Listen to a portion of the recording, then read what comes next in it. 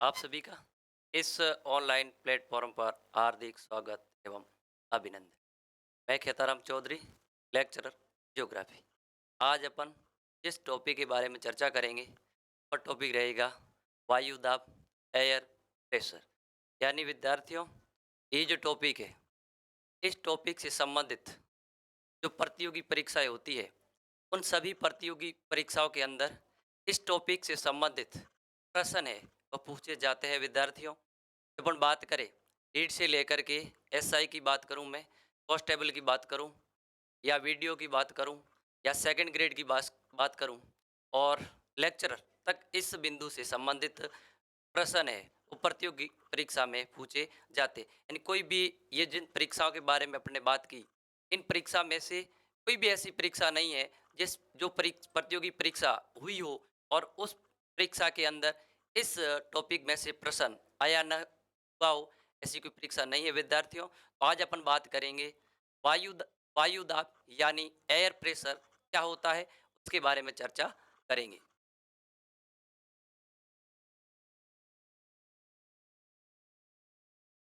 आज का अपना टॉपिक है वायु दाब, या इसको अपन कहते हैं एयर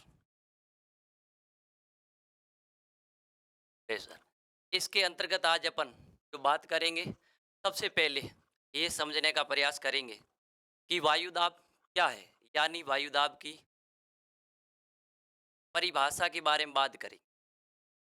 वायु दाब की परिभाषा के बारे में बात करेंगे और उसके बाद में अपन ये समझने का प्रयास करेंगे कि वायु दाब है, उस वायु दाब का मापन है वो इस प्रकार से किया जाता है।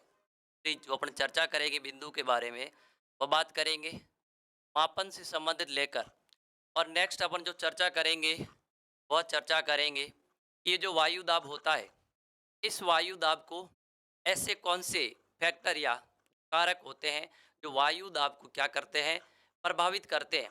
वायु दाब को प्रभावित करने वाले कारक कौन कौन से हैं, उसके बारे में भी अपन बात करेंगे। प्रभावित करने वाले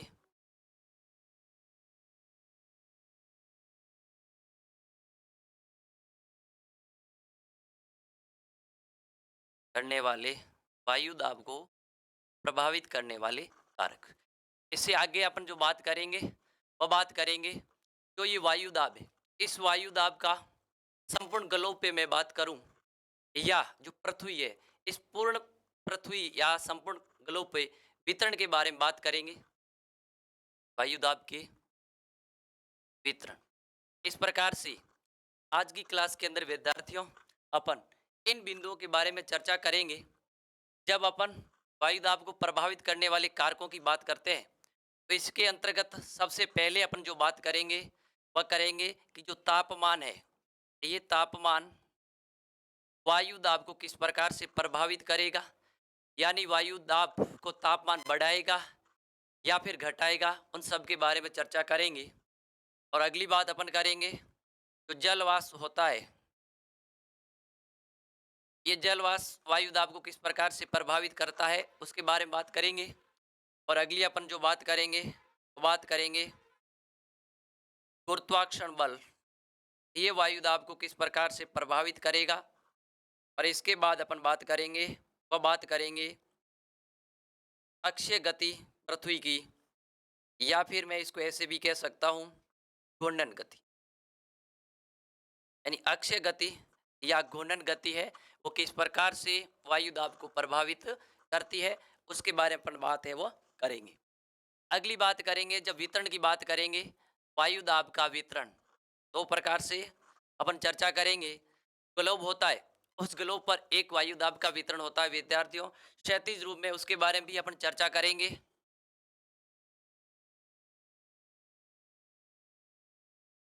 क्षैतिज रूप में, और एक होता है विद्यार्थियों ऊर्ध्वाधर रूप में। इन सब के बारे में अपन चर्चा करेंगे। जब विद्यार्थियों, सबसे पहली आज अपन जो बात करेंगे वह मैं वायु दाब की परिभाषा के बारे में बात करूंगा। और जब दाब की परिभाषा के बारे में बात करते हैं, तो वायु दाब जो शब्द लिखा हुआ है विद्यार्थियों, इस शब्द से स्पष्ट हो जाता है कि वायु दाब यानी किसी पृथ्वी का जो धरातल है, मान लीजिए विद्यार्थियों, ये धरातल है पृथ्वी का। अब ये पृथ्वी का जो धरातल है, इस धरातल पर जैसे मान लीजिए यहाँ जो वायु होती है विद्यार्थियों, उस वायु द्वारा इस धरातल पर जो बल लगाया जाता है या जो भार होता है विद्यार्थियों, उस भार को हम क्या कहते हैं? वायु दाब कहते हैं। भार को वायु दाब के नाम से जाना जाता है।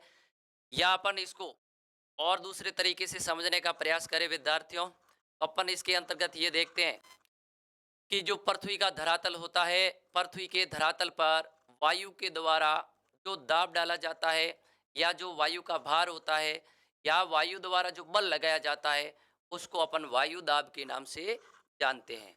इसकी परिभाषा क्या होगी विद्यार्थियों? परिभाषा की बात करें, पृथ्वी के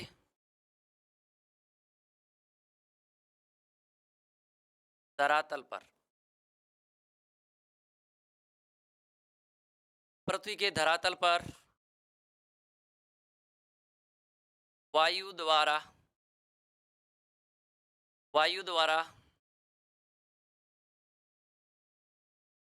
लगाया गया बल वायु दाब कहलाता है। यानी पृथ्वी के धरातल पर वायु द्वारा लगाया गया जो बल होता है, उस बल को अपन क्या कहते हैं? वायु दाब के नाम से जाना जाता है। या इसको अपन थोड़ा और विस्तृत रूप से समझने की बात करें, तो पृथ्वी का जो धरातल होता है, उस धरातल पर इकाई क्षेत्रफल इस प्रकार की, यानी पृथ्वी का जो धरातल है, पृथ्वी के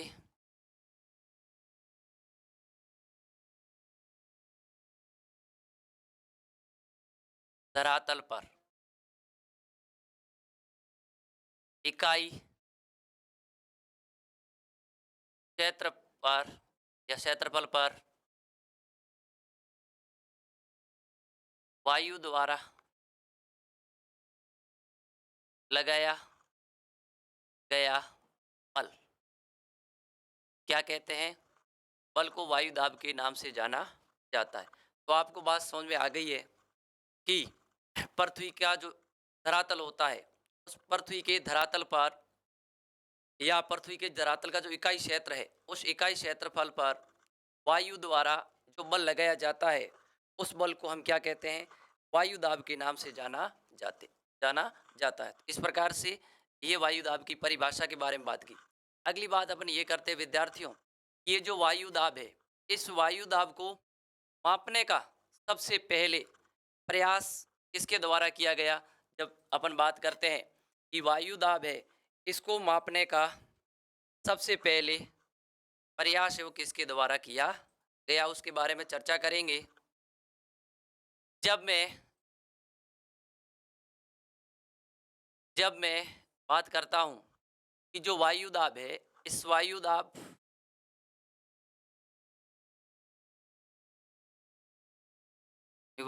को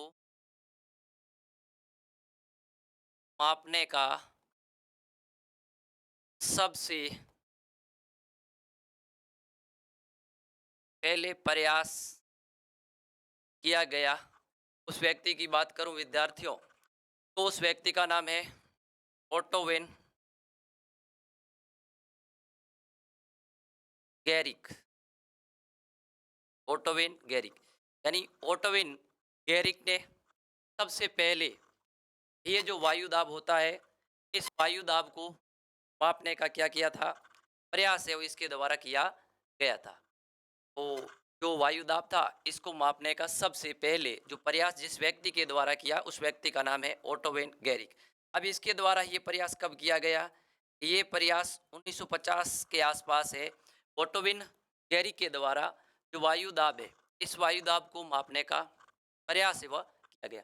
अब बात ये आती है, जब इन्होंने वायु दाब को मापने का प्रयास किया, तो इसका मतलब यानी जो वायु दाब है, उस वायु दाब को किस उपकरण या फिर उपकरण होता है, कोई भी वस्तु अपन मापते हैं तो उस वस्तु की कोई न कोई क्या होती है? इकाई होती है। इस उपकरण का इसने प्रयोग किया और उस उपकरण की इकाई क्या थी?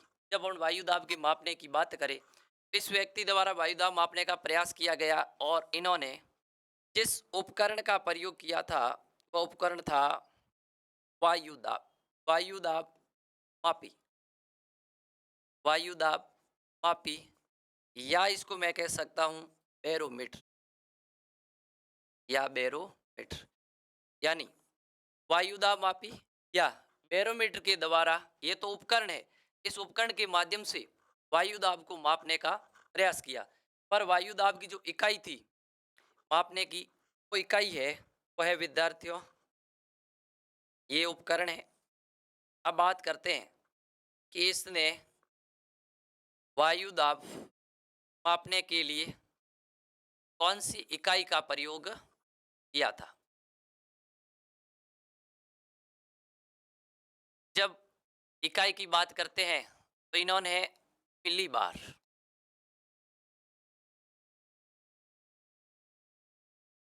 यानी एम, मिली बार का इसने क्या किया था, प्रयोग है वो, यानी उपकरण था वो था वायु दाब मापी, या जिसको अपन कह सकते हैं बैरोमीटर, वायु दाब मापी या बैरोमीटर। और इनकी जो इकाई थी वायु दाब मापने की, वो इकाई थी मिली बार। तो इनके माध्यम से इन्होंने वायु दाब को सबसे पहले मापने का प्रयास है वह इस ओटोविन गैरी के द्वारा किया गया। बात को आगे बढ़ाते हैं कि अब वर्तमान में समय में बात की जाए विद्यार्थियों, तो वायु दाब को मापने के लिए बहुत सारी वायु दाब मापी या बैरोमीटर का प्रयोग किया जाता है, परंतु वो प्रमाणिक और अधिक गुणवत्ता के साथ आजकल जिस वायु दाब मापी का प्रयोग अपन करते हैं, उस वायु दाब मापी का नाम है नीद्रव बैरोमीटर। नीद्रव यानी ये जो वायु दाब मापी है विद्यार्थियों, इस वायु दाब मापी के अंदर किसी प्रकार के द्रव का प्रयोग है वह नहीं किया जाता है, यानी ये जो नीद्रव बैरोमीटर है इसके अंदर किसी भी प्रकार के द्रव का प्रयोग किया नहीं जाता है। और यही आजकल अधिकतर प्रचलित और प्रमाणिक और शुद्धता के साथ वायु दाब का क्या करता है, मापन है, वह इस बैरोमीटर के माध्यम से विद्यार्थियों किया जाता है। अब बात करते हैं अपन, जब ये जो वायु दाब है विद्यार्थियों, ये हम अच्छी प्रकार से जानते हैं कि संपूर्ण ग्लोब पर इसका मान है वो समान नहीं, या मैं बात करूं संपूर्ण पृथ्वी पर वायु दाब का मान है समान नहीं होता है, यानी हर जगह कुछ तो कुछ भिन्नता है वो पाई जाती है। तो इसका मतलब अपन औसत रूप से देखा जाए, तो औसत रूप से बात करें, ये ग्लोब पृथ्वी पर औसत जो वायु दाब का मान होता है, पृथ्वी पर औसत वायु दाब होता है वह सम्मानित 1013.25 मिली बार होता है। यानी पृथ्वी पर जो औसत वायु दाब है वो कितना होता है, 1013.25 मिली बार है वो होता है। और विद्यार्थियों, अगर अपन बात करें कि जो ये जो एक मिली बार की परिभाषा क्या है, यानी ये तो 1013.25 मिली बार होता है औसत रूप से। अगर अपन बात इसकी करें, एक मिली बार जो वायु दाब यानी एक मिली बार क्या होता, अगर इसकी अपन चर्चा करें तो इसके अंतर्गत अपन ये देखते हैं कि एक वर्ग सेंटीमीटर पर वायु द्वारा जितना भार लगाया जाता है वह भार एक मिली बार के क्या होता है, बराबर होता है। ऐसे जैसे मान लीजिए ये कोई क्षेत्र है, इस क्षेत्र की ये भुजा 1 सेंटीमीटर है और इस क्षेत्र की ये भुजा भी 1 सेंटीमीटर। जब इस आकृति की बात करें तो ये जो आकृति है वो आकृति आपकी वर्गाकार है। तो इस जगह या इस एरिया या जो क्षेत्र है इसका मेरे को क्षेत्रफल ज्ञात कैसे करूंगा, जब आकृति वर्गाकार है तो इसकी जो भुजा है भुजा को गुणा कर लीजिए, भुजा स्क्वायर, यानी जब मैं 1 सेमी गुणा करूंगा 1 सेमी से, यानी 1 सेमी स्क्वायर, या 1 सेमी स्क्वायर जो क्षेत्र यानी 1 वर्ग सेमी, 1 वर्ग सेमी जो ये क्षेत्र है, इस क्षेत्र पे जो यहाँ पे जो वायु होगी, वायु जितना दबाव डालेगी या जितना वायु बल लगाएगी, वह बल है, वो बल विद्यार्थियों 1 एमबी के क्या होगा? बराबर होगा। 1 एमबी यानी 1 मिलीबार के क्या होता है? हमेशा बराबर। तो 1 मिलीबार को अपन इस प्रकार से परिभाषित कर सकते हैं कि 1 वर्ग सेंटीमीटर पर वायु के द्वारा लगाया गया बल या जो भार होता है, वह 1 मिलीबार के क्या होता है? इक्वल यानी उसके बराबर होता है। बात को आगे बढ़ाते हैं।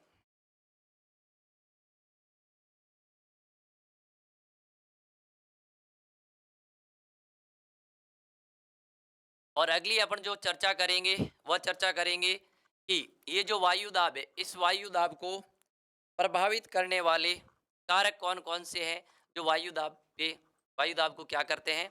प्रभावित करते हैं। जब कारकों की बात करते हैं, इसके अंतर्गत अपन ये देखते हैं कि तापमान है, ये भी जो वायु दाब है इसको प्रभावित करता है।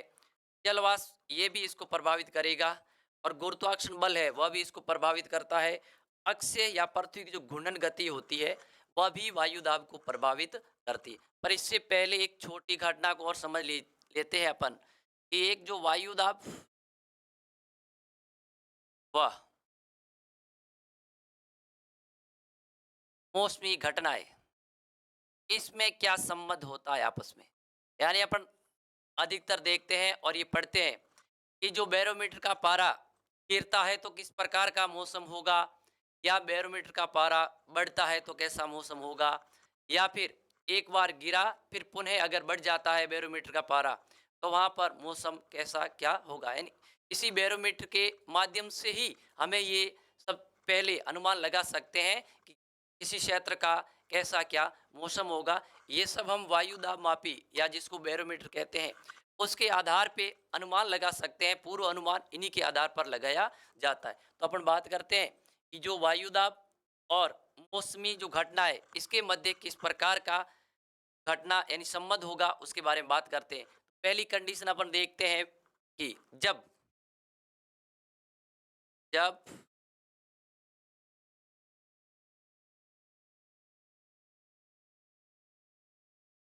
जब बैरोमीटर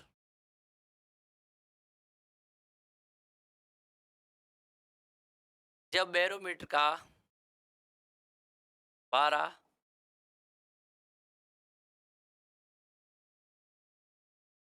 जब बैरोमीटर का पारा तेज गति से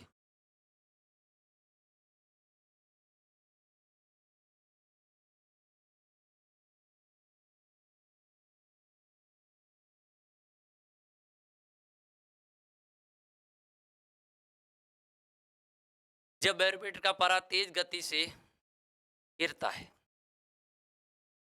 इसका मतलब ये हुआ कि जब जो बैरोमीटर है उसका पारा किसी कारणवश तेज गति से गिर रहा है। इसका मतलब ये हुआ कि उस क्षेत्र का वायु दाब होगा, घटेगा या बढ़ेगा। जब किसी बैरोमीटर होता है, अगर उस बैरोमीटर का पारा गिरता है, इससे ही अपन अनुमान लगा सकते हैं कि जो क्षेत्र है उस क्षेत्र का जो वायु दाब है, वायु दाब निम्न होगा। वायु दाब निम्न।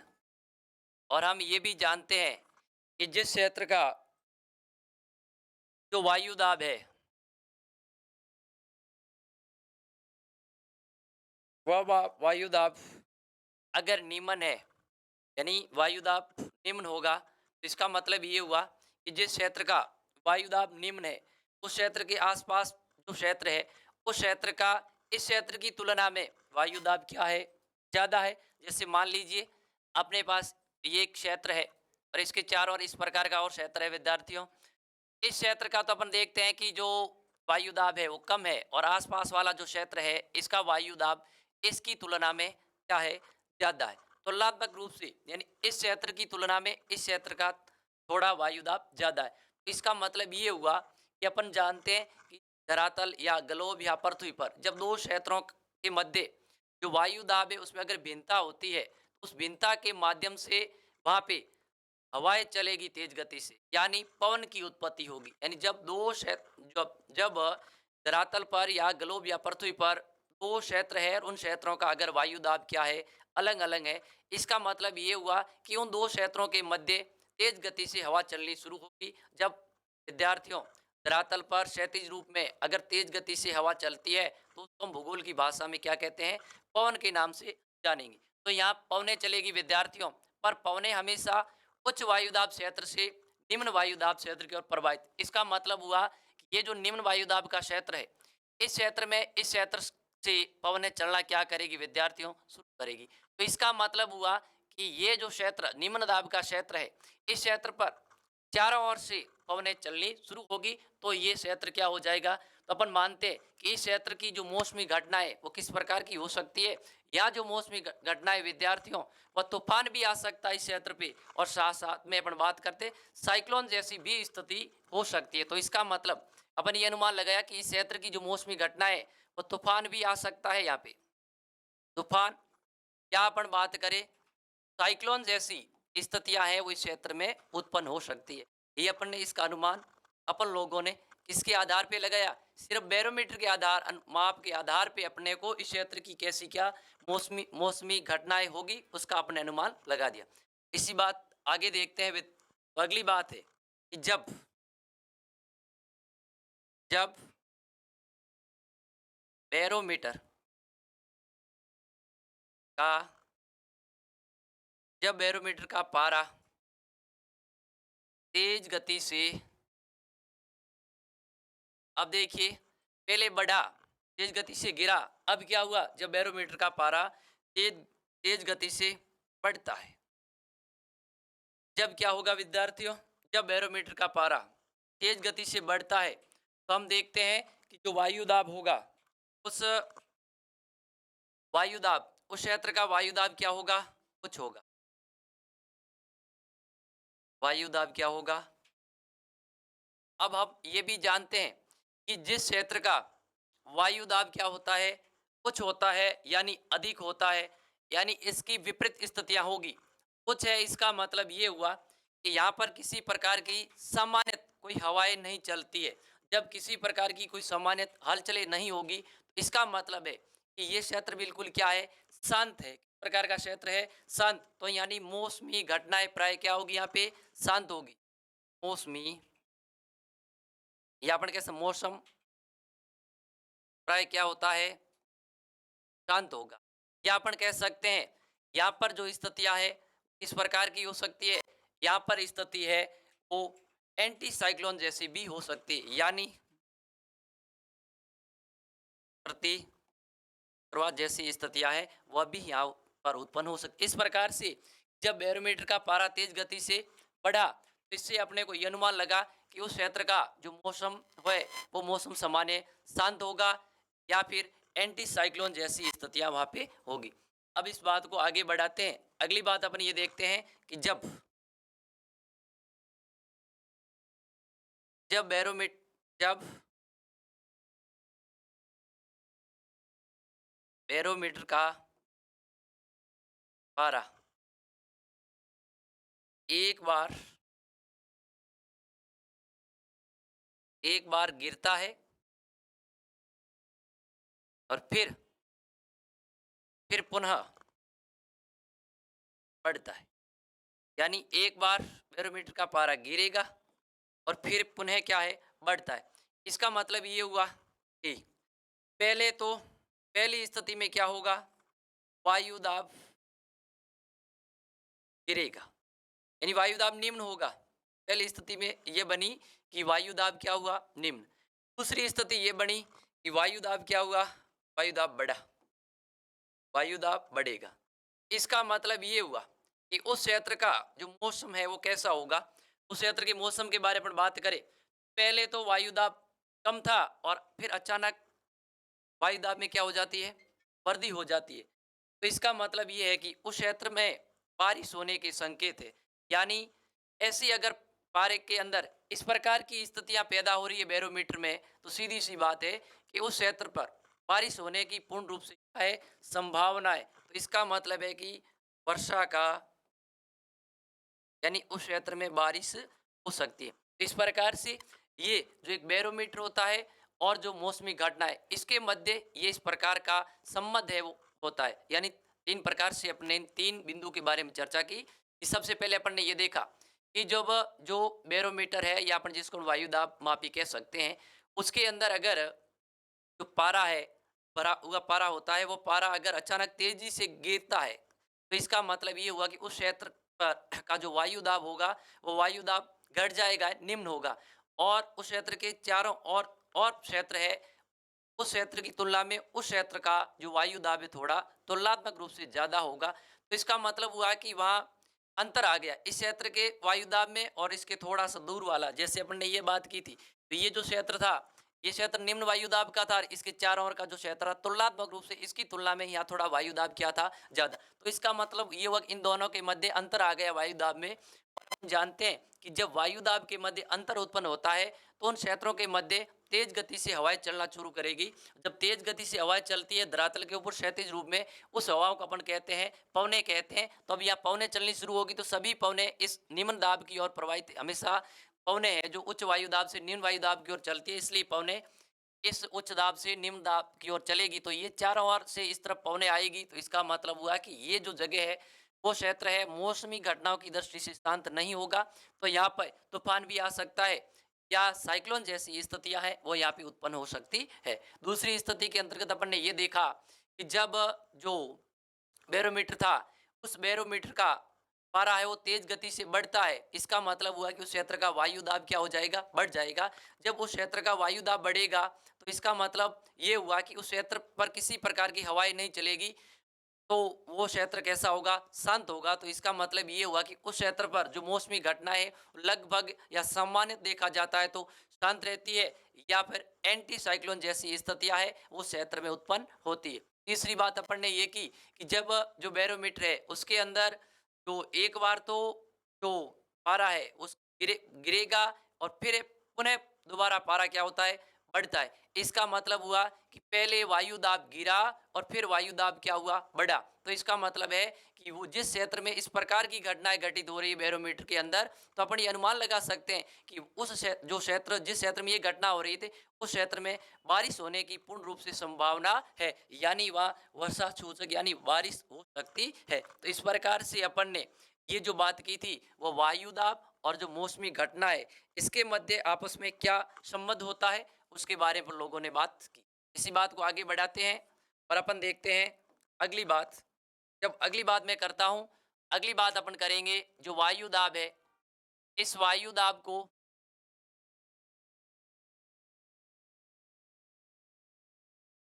को प्रभावित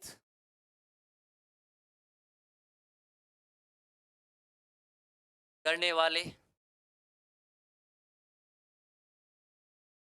कारक। यानी ऐसे कौन से कारक है जो वायु दाब को क्या करते हैं? प्रभावित करते हैं।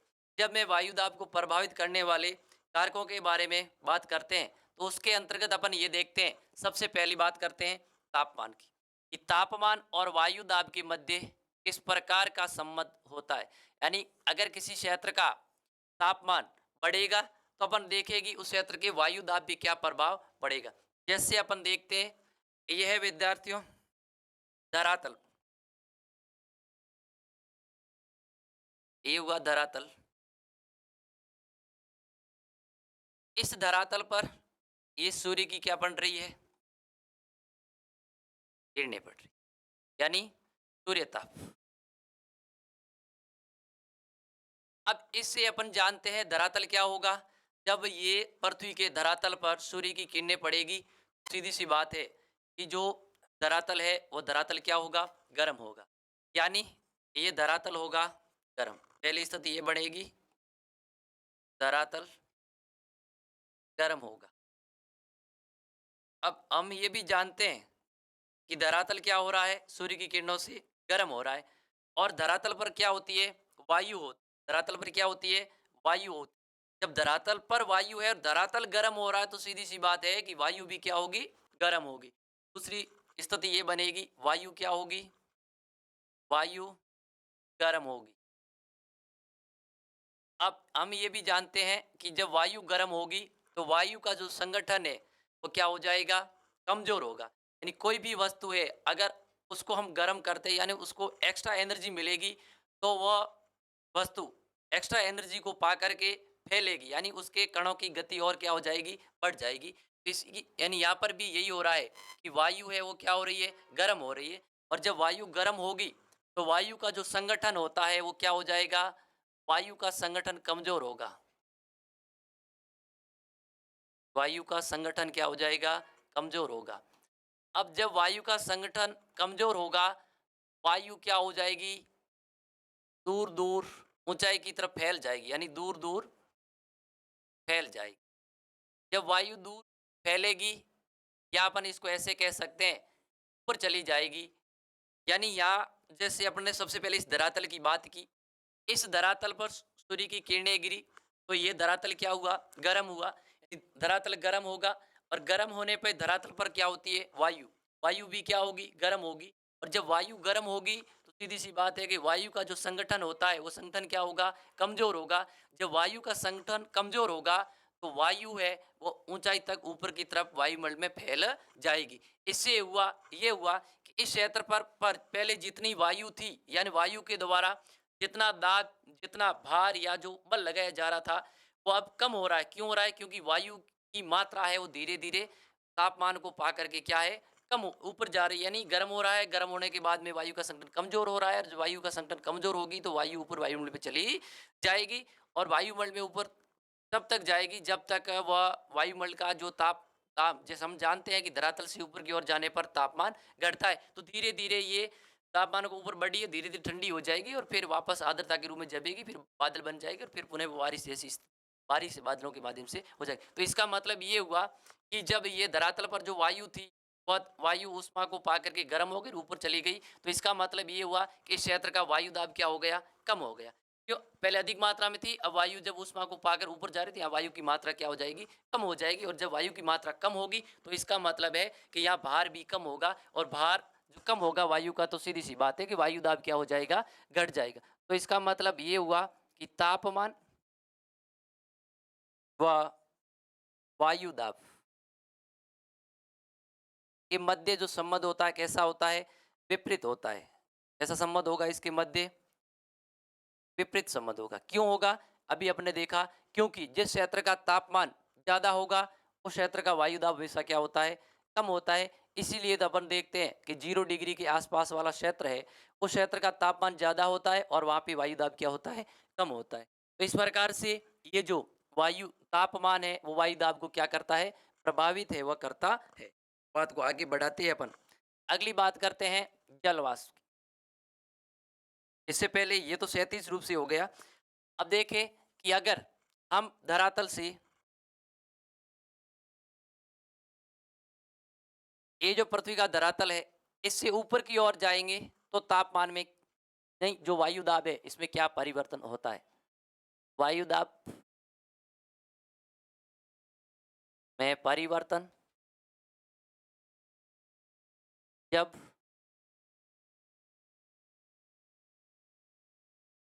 धरातल से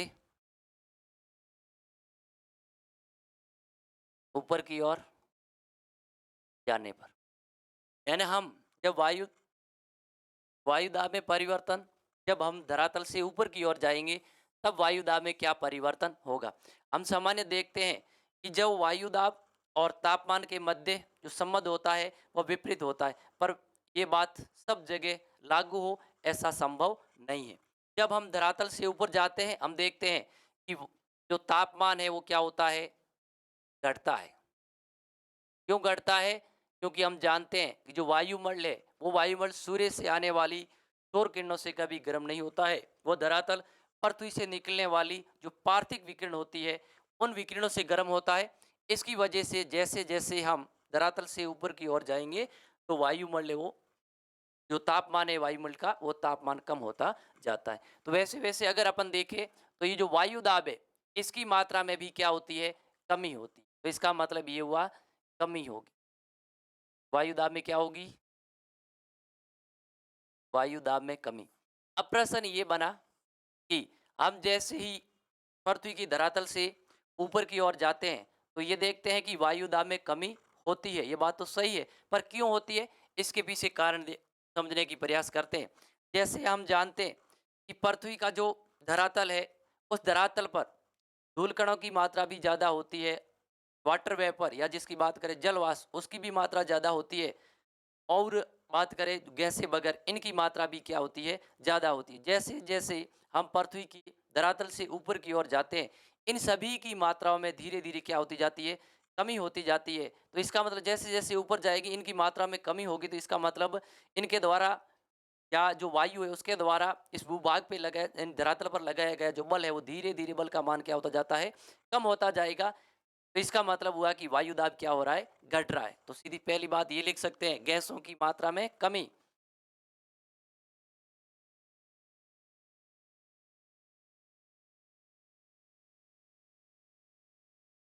गैसों की मात्रा में कमी, या इसको ऐसे लगता है विरलता। गैसों की मात्रा में क्या होगी, विरलता। दूसरी बात करें तो अपन जलवाष्प की मात्रा में भी क्या होगी, कमी। यानी जल वाष्प की मात्रा में भी क्या होगी, कमी। तो इस प्रकार से या अपन बात करें अगले, धूल कणों की मात्रा में भी क्या हो जाती है, कमी होती जाती है। इन सभी की वजह से हम, इन सभी के वजह से या इन कारण से पृथ्वी के धरातल से हम जैसे जैसे ऊपर की ओर जाएंगे, वैसे वैसे वायु दाब है वो क्या होता जाता है, घटता जाता है। पर अपन देखें तो पहले वायु दाब है सामान्यतः पहले बढ़ती हुई दर से घटेगा। यानी समान पृथ्वी की सतह से जैसे जैसे हम ऊपर की ओर जाएंगे, सामान्यतः जो वायु दाब होता है वो पहले बढ़ती हुई दर से क्या होता है, घटेगा। बढ़ती हुई दर से घटता है। परंतु अधिक ऊंचाई पर जाने परंतु अधिक ऊंचाई पर जाने पर इसका जो मान है वो शून्य हो जाता है। यानी अपन अधिक ऊंचाई पर जाएंगे तो इसका मान है वो क्या हो जाता है, शून्य है वह हो जाता है। यानी अपन ने ये समझने का प्रयास किया, जो वायु दाब है वो पृथ्वी के धरातल से ऊपर की ओर जाने पर घटता क्यों है। तो ये सभी कारक है या अपन कह सकते हैं जो कारण है, इन सभी फैक्टर की वजह से हम जैसे जैसे पृथ्वी की सतह से ऊपर जाते हैं, वैसे वैसे वायु दाब क्या होता है, घटेगा। यानी गैसों की मात्रा में विरलता होगी, जलवाष्प की मात्रा में कमी होगी, और धूल कणों की मात्रा में भी क्या होती है, कमी होती है। अगली बात अगर अपन देखें तो पहले ये होता है कि जो वायु दाब सामान्य थोड़ा सा अपन जैसे जैसे धरातल से ऊपर जाते हैं, वहाँ स्थितियाँ ये बनती है कि जो वायु दाब है बढ़ती हुई दर से घटेगा, और एक सीमा उसके बाद अगर अपन ऊपर चले गए तो जो वायु दाब है वो वायु दाब पूर्ण रूप से क्या हो जाता है, शून्य हो जाता है। अगली बात अपन करते हैं, अगली बात करेंगे कि जो जलवाष्प या इसको मैं कह दूं वाटर वेपर,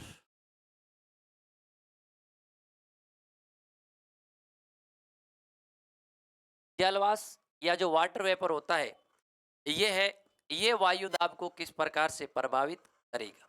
जब अपन बात करते हैं जलवाष्प की, तो अपन जानते हैं जलवाष्प का मतलब भी यही होता है कि जो जल होता है उस जल का जो गैसीय रूप होता है, यानी वही गैसीय रूप जल का क्या कहलाता है, जल वाष्प। यानी जल का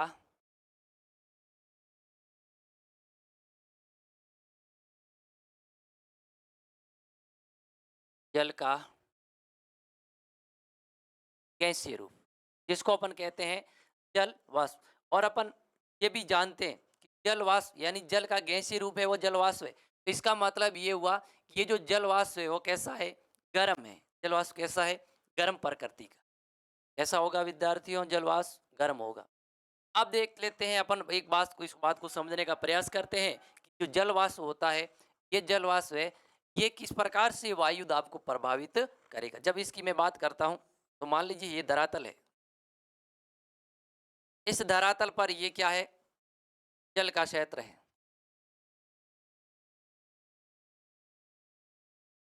अब सूर्य की किरणों से ये जल क्या बनेगा, जल का गैसीय रूप बनेगा।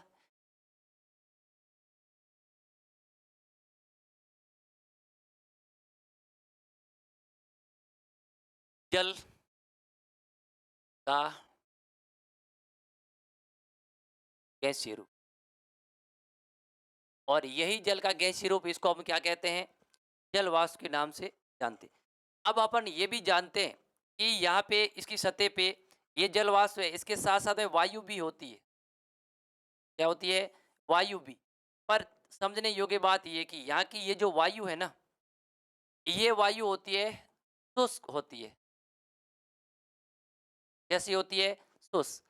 जब जो अपन ये भी जानते हैं कि शुष्क वायु होती है, उसका भार हमेशा क्या होता है? ज्यादा भार होगा, ज्यादा। अगर ये शुष्क वायु क्या हो जाएगी? आदर हो जाएगी, तो उसका मतलब तो इसका भार क्या हो जाएगा? कम हो जाएगा। यानी जो शुष्क वायु है उसका भार हमेशा क्या होता है? ज्यादा होता है। और जो आर्द्र वायु होती है उसका भार हमेशा क्या होता है? कम। जब यहाँ पे शुष्क वायु है, पहले जल वाष्प था नहीं, शुष्क वायु थी, इसका मतलब कि यहाँ जो वायु द्वारा इस क्षेत्र पर जो ताप, जो भार या जो बल लगाया जा रहा है, वह तुलनात्मक रूप से क्या होगा? इस जल वाष्प की तुलना में, यानी आर्द्र वायु की तुलना में क्या होता है? ज्यादा होगा। क्यों होगा? क्योंकि यहाँ पे जो वायु थी वो कैसी थी? पहले वायु शुष्क थी, जिसकी वजह से इस क्षेत्र का जो, यानी वायु के द्वारा इस क्षेत्रफल पर, इस क्षेत्र या इस क्षेत्रफल इकाई क्षेत्रफल पर जो वायु द्वारा भार लगाया जा रहा था, जिसकी वजह से यहाँ वायु दाब ज्यादा था। अब यहाँ जो जलवाष्प की मात्रा है अगर, तो ये जो जलवाष्प की मात्रा है, यहाँ पे जो शुष्क वायु है इसके साथ में क्रिया करेगी, तो ये जो शुष्क वायु थी ये जलवाष्प से क्रिया करेगी, तो इसका मतलब है कि ये वायु कैसी हो जाएगी? आर्द्र हो जाएगी।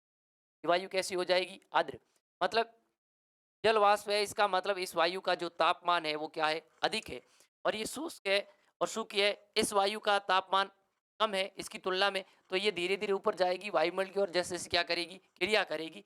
तो ये जो शुष्क वायु थी वो वायु कैसी हो जाएगी? फिर जल वाष्प की, मतलब ऊपर जाने पे तापमान कम होगा, तो यही जल वापस किस रूप में? आर्द्रता के रूप में जमेगा, बूंदों के, छोटे छोटे बूंदों के रूप में जलेगा, जमेगा। तो इसका मतलब वो वायु कैसी हो जाएगी? वह आर्द्र हो जाएगी। जब वायु आर्द्र होगी तो उसका आदर वायु का इस धरातल पर भार क्या होता है? हमेशा कम होता है, जिसकी वजह से यह वायु दाब भी क्या हो जाएगा? कम हो जाएगा। तो इसका मतलब ये हुआ कि ये जो जहाँ पे, जिस क्षेत्र पे जलवाष्प की मात्रा ज्यादा होगी, तो वहां पे वायु दाब भी क्या होता है? कम होता है। वायु दाब क्या होगा? कम। तो इसका, यानी इनके मध्य भी, जलवाष्प और वायु दाब के मध्य भी जो संबंध होता है, जलवाष्प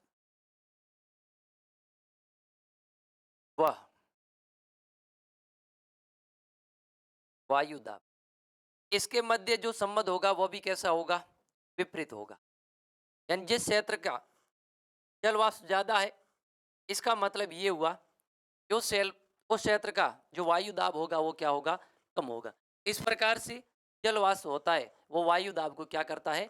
प्रभावित करता है। इसलिए हम देखते हैं जो ध्रुवीय क्षेत्र होते हैं, उस क्षेत्र पर वायु दाब हमेशा क्या होता है? उच्च होता है। क्यों होता है? क्योंकि ध्रुवीय क्षेत्र पर सूर्य की किरणें तिरछी पड़ती है, जिसकी तिरछी पड़ेगी तो प्रकाश नहीं मिलेगा।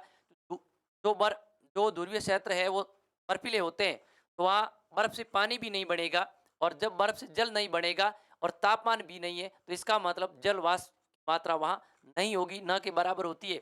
इस कारण से उस क्षेत्र का जो वायु दाब है वो हमेशा क्या होता है? उच्च या अधिक होता है।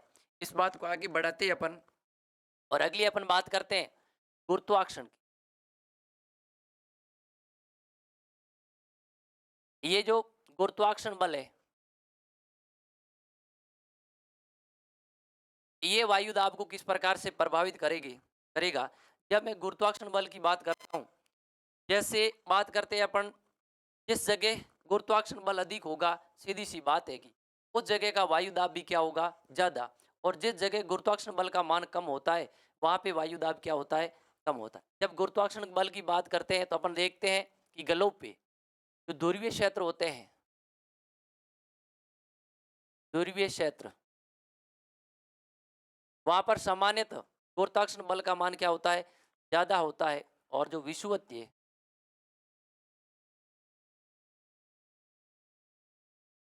ये क्षेत्र है, वहां पे गुरुत्वाकर्षण बल का मान क्या होता है? कम। यानी ध्रुवीय क्षेत्र पर विषुवतीय क्षेत्र की तुलना में गुरुत्वाकर्षण बल का मान क्या होता है? ज्यादा।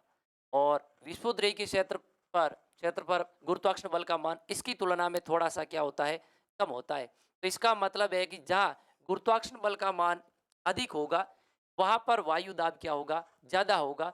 और जिस क्षेत्र पर गुरुत्वाकर्षण बल का मान क्या होता है, कम होता है, वहां पर वायु दाब का मान भी क्या होता है, कम। तो इसका मतलब है कि गुरुत्वाकर्षण बल और जो वायु दाब है, इसके मध्य सामान्य सीधा संबंध पाया जाता है। यानी जिस क्षेत्र का गुरुत्वाकर्षण बल का मान अगर बढ़ेगा, तो उस क्षेत्र का जो वायु दाब है वह भी सामान्य क्या होता है, बढ़ेगा। ठीक है। इस बात अगली बात देखते हैं, घूर्णन गति। पृथ्वी की पृथ्वी की घूर्णन गति। जब मैं पृथ्वी की घूर्णन गति की बात करता हूं, और हम जानते हैं कि पृथ्वी यह दो प्रकार की गति करती है, एक परिक्रमण गति करती है और एक परिभ्रमण कह दो, या घूर्णन गति कह दो, या अक्षीय गति। यानी पृथ्वी जब अपने अक्ष के चारों ओर अक्ष पर घूमती है, इसका मतलब है वो पृथ्वी की परिभ्रमण गति या अक्षीय गति या पृथ्वी की घूर्णन गति कहा जाता है। और जब पृथ्वी सूर्य के चारों ओर एक मार्ग, निश्चित रास्ते या पथ मार्ग पर घूमती है, इसका मतलब है वो पृथ्वी की परिक्रमण गति। पर यहाँ अपन जो बात कर रहे हैं, वो बात कर रहे हैं पृथ्वी की घूर्णन गति की। जब पृथ्वी की घूर्णन गति की बात करते हैं, तो मान लीजिए ये ग्लोब है। अब ये जो 0 डिग्री अक्षांश रेखा है, ये अक्षांश रेखा इस ग्लोब के दो भाग करती है। ए भाग को हम कहते हैं उत्तरी गोलार्ध, दूसरे भाग को कहते हैं दक्षिणी गोलार्ध। और हम ये भी जानते हैं कि ये जो अक्षांश रेखाएं हैं, जो अक्षांश रेखाएं किसका निर्माण करती है, एक पूर्ण वर्त का निर्माण करेगी। यानी इन 0 डिग्री अक्षांश रेखा के द्वारा एक वर्त का निर्माण किया जाएगा। सिर्फ 0 डिग्री ही अक्षांश रेखा एक वर्त का निर्माण नहीं करती है, इस सभी अक्षांश रेखाएं होती है, वो सभी एक अक्षांश वर्त का निर्माण करती है। पर बात ये, जैसे जैसे हम 0 डिग्री से दूरों की ओर जाते हैं, वैसे वैसे इन अक्षांश रेखाओं की लंबाई या अक्षांश वृत्त की जो परिधि होती है, उस परिधि में सामान्य थोड़ी बहुत कमी होती जाती। यानी कहने का मतलब ये हुआ कि 0 डिग्री से जैसे जैसे हम दूरों की ओर जाएंगे, वैसे वैसे जो अक्षांश रेखाएं होती है, उन अक्षांश रेखाओं के द्वारा जो अक्षांश वृत्त का निर्माण किया जाता है, उस अक्षांश वृत्त की जो परिधि है, उस परिधि में थोड़ा बहुत डिफरेंट आता है, यानी घटती जाती है। तो इसका मतलब ये हुआ कि जो 0 डिग्री है, इस रेखा के द्वारा, 0 डिग्री अक्षांश रेखा है, इसके द्वारा जो अक्षांश वृत्त है, वो इन सभी दूसरे जितने भी अक्षांश रेखाओं के द्वारा बनाया गया अक्षांश वृत्त होगा, उसकी तुलना में आकार में क्या होता है हमेशा, यानी इस वृत्त की जो परिधि है उसकी लंबाई हमेशा क्या होगी, ज्यादा होगी। और ये जब वर्त की परिधि लंबाई ज्यादा है विद्यार्थियों, और अपन ये भी जानते हैं कि यहाँ पे घूर्णन गति, जो पृथ्वी की घूमने की गति है, वह भी यहाँ पे ज्यादा है इसकी दर, और धीरे धीरे इसकी दर क्या होती जाती है, कम। यानी यहाँ तेज गति से घूम रहा है और यहाँ पे दूरों की ओर जाएंगे, वैसे वैसे पृथ्वी के अक्षीय गति है, उसकी दर है वो घटती जाती है। यानी दूरों पे बिल्कुल कम हो, इसकी तुलना में दूरों पे क्या होती है, जो पृथ्वी की अक्षीय गति है उस घूमने की दर है वो कम होती है।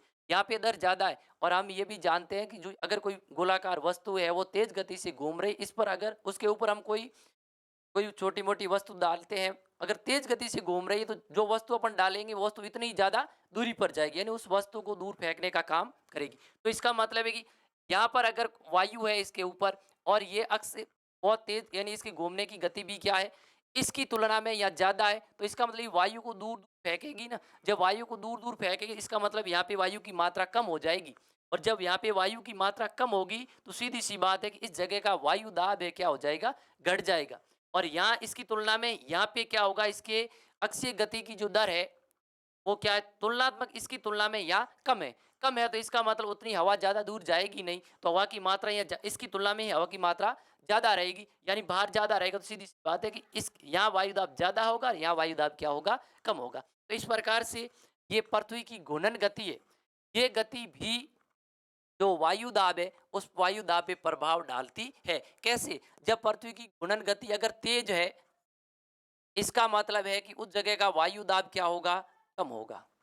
उस जगह का वायु दाब कम। तो इसका मतलब पृथ्वी की घूर्णन गति की बात की जाए तो 0 डिग्री पर ज्यादा है, तो सीधी सी बात है कि 0 डिग्री पे जो ये वायु दाब है वो कम होगा। और यहाँ जब अपन बात करते हैं दूरों पे, इसकी घूर्णन गति क्या है, कम है। घूर्णन गति का मान वेग है या गुणन गति या जो पृथ्वी की घूर्णन की चाल है वो कम है, तो सीधी सी बात है कि यहाँ पे वायु दाब होगा वो क्या होगा, ज्यादा होगा। तो इसका मतलब यहाँ पर विपरीत संबंध है। अगर पृथ्वी की अक्षीय गति अधिक होगी, उस क्षेत्र का वायु दाब कम होगा, और जहां पृथ्वी की घूर्णन गति कम है, उस क्षेत्र का वायु दाब क्या होगा, अधिक होगा। तो इस प्रकार से ये जो फैक्टर थे, ये सभी वायु दाब को क्या करते हैं, प्रभावित करते हैं। ठीक है, इसी बात को अपन आगे बढ़ाते हैं और अगली बात अपन ये करते हैं कि जो ग्लोब या जो मानचित्र है, उस पर वायु दाब के वितरण के बारे में बात करेंगे। जब ग्लोब पर हम वायु दाब के वितरण के बारे में बात करते हैं, तो सामान्यतः जो वायु दाब है उसको 7 क्षेत्र या 7 पेटी के अंदर अपन क्या करते हैं, विभाजित करते हैं। और उन 7 पेटियों की उत्पत्ति 2 प्रकार से होती है। एक, कुछ पेटियाँ तापजनित होती है और कुछ पेटियों की उत्पत्ति होती है, वो होती है गतिजन्य, यानी पृथ्वी की घूर्णन गति की वजह से ही कुछ पेटियों ताप बेल्ट या ताप क्षेत्र का उत्पन्न है वो होते हैं। जब अपन बात करते हैं वितरण की, यानी वायु दाब वितरण,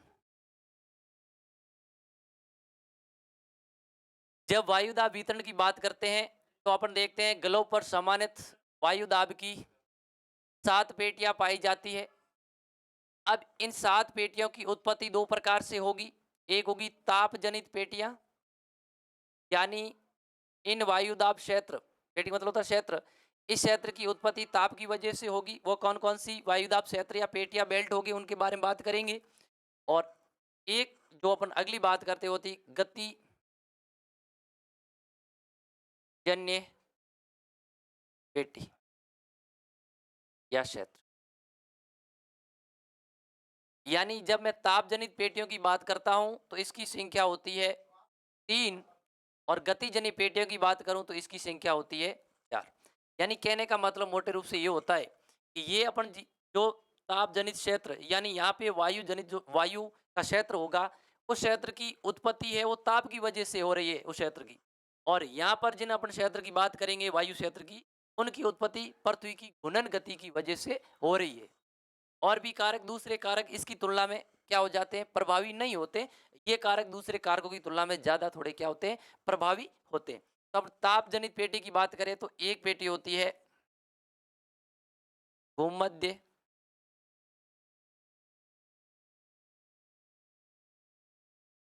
रेखीय निम्न वायु दाब पेटी। दूसरी पेटी की अगर मैं बात करूं, वो होता है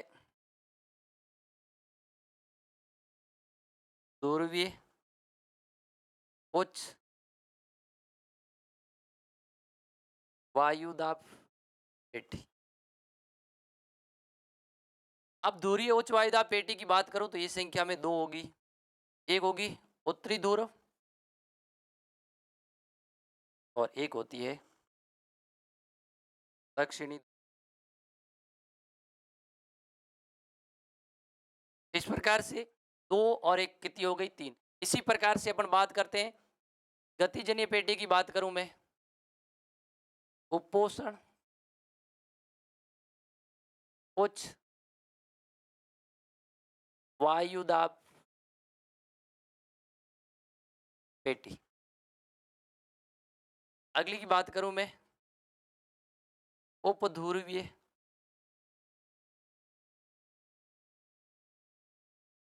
निम्न वायु दाब पेटी। अब ये दोनों गोलार्ध में, ये दोनों गोलार्ध में उत्तरी व दक्षिणी, तो ये संख्या में कितनी हो गई, 2। इसी प्रकार से ये भी दोनों गोलार्ध में उत्तरी व दक्षिणी गोलार्ध।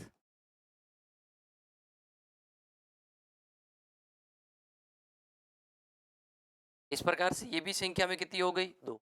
2 प्लस 2 कितनी हो गई, 4 हो गई। 2 प्लस 2 कितनी हो गई, 4। तो इस प्रकार से ये जो वायुदाब पेटियां हैं, इसके बारे में अपन बात करेंगे। जब इसको अपन ग्लोब पे दर्शाए अगर,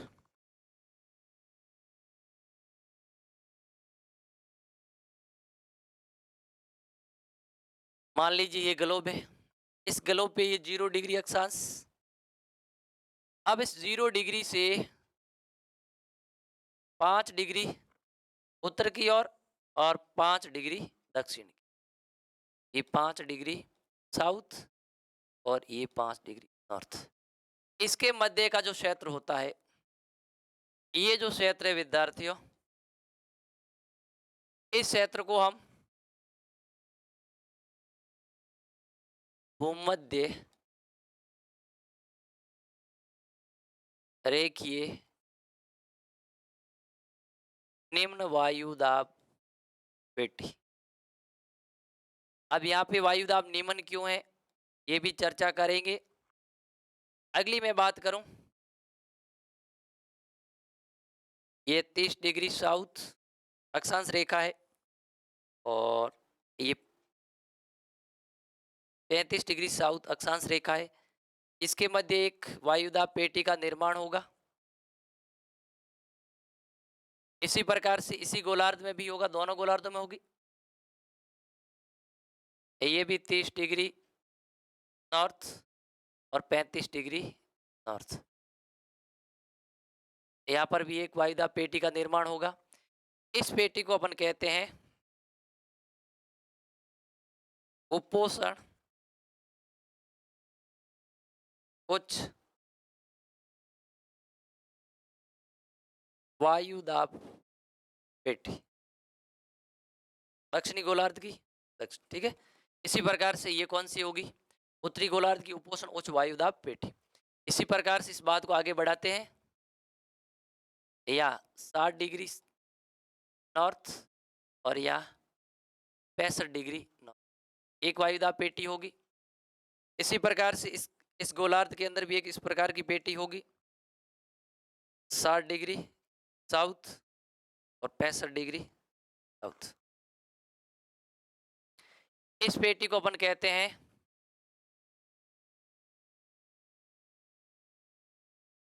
उपध्रुवीय निम्न वायुदाब पेटी। इसी प्रकार से इसको भी उपध्रुवीय निम्न वायुदाब पेटी के नाम से जानते हैं। ये दक्षिणी गोलार्ध की, ये उत्तरी गोलार्ध की। इसी प्रकार से यहाँ और इस तरफ क्या होगा, ध्रुवीय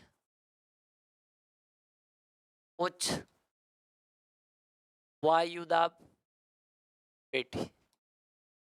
इस प्रकार से इस संपूर्ण ग्लोब पे सम्मानित 7 वायुदाब पेटियां है वो पाई जा। अब ये जो वायुदाब पेटियां हैं, यहाँ पर निम्न, ये जो भूमध्यरेखीय वायुदाब पेटी, यहाँ इस क्षेत्र का वायुदाब निम्न क्यों है, इसके पीछे भी रीजन है। और इस क्षेत्र का जो वायुदाब है उच्च क्यों है, इसके पीछे भी कारण है। और ये जो क्षेत्र है इसका भी वायुदाब कम क्यों है, निम्न क्यों है, फिर वापस इसका ज्यादा, इनके पीछे भी बहुत सारे कारक है, वो फैक्टर जिम्मेदार होते हैं। यानी ये दोनों पेटियों का जो निर्माण हुआ है इसका, इनका हुआ है गतिजन्य पेटियां हैं। पृथ्वी की गति की वजह से ये फैक्टर ज्यादा काम कर रहा है।